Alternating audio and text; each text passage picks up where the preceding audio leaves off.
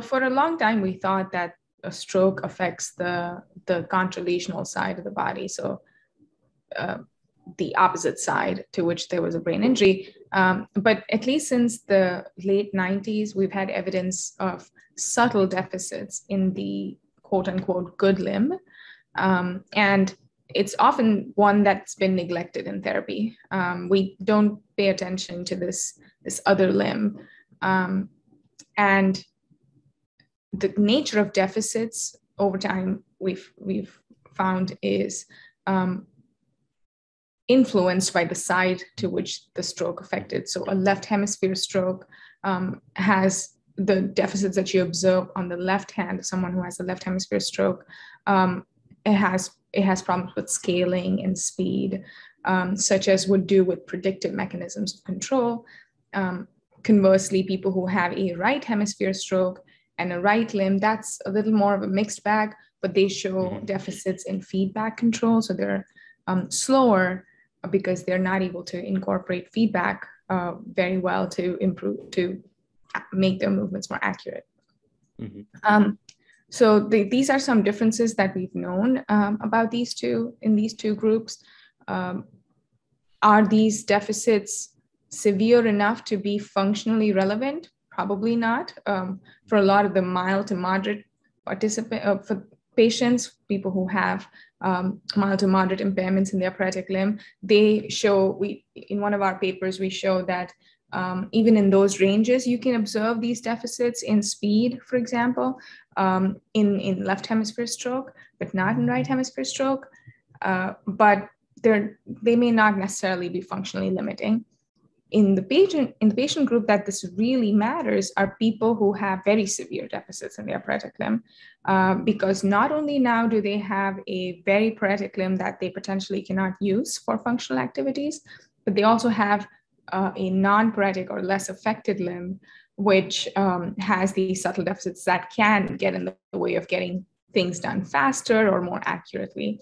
So it's from that perspective, we start to think about ipsilesional deficits more seriously. How can we now do something about these types of deficits in therapy?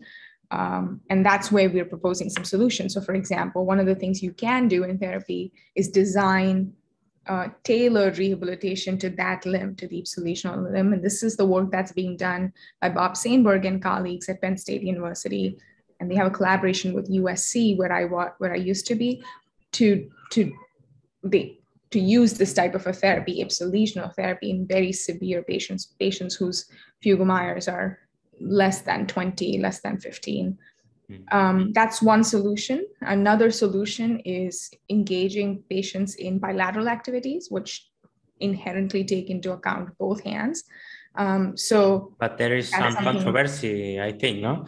In one article I read that there is some controversy with this bimanual training or bilateral training, sorry. Yeah, the controversy, it seems to be coming from a neuroscience principle perspective.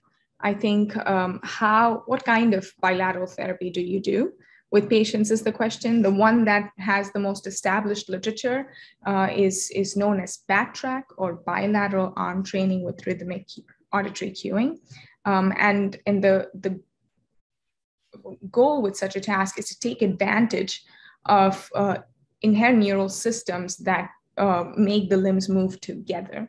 So if you have someone do in-phase, anti-phase activities with both hands together, the paretic hand can be pulled in the direction of the non-paretic hand and get better as a result of it, as a result of this shift in neural activity.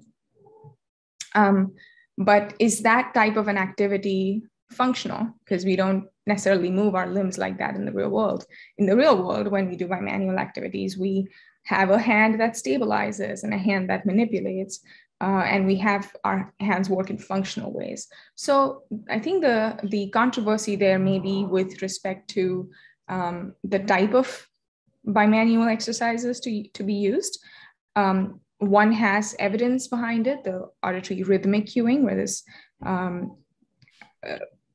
rhythm involved in movements of both arms. And another one, it's more functional activities, but we don't quite have a lot of solid evidence to support that type of bimanual exercise. So we're still figuring out parameters of who this will work for and in under what circumstances. So I think that's where that is.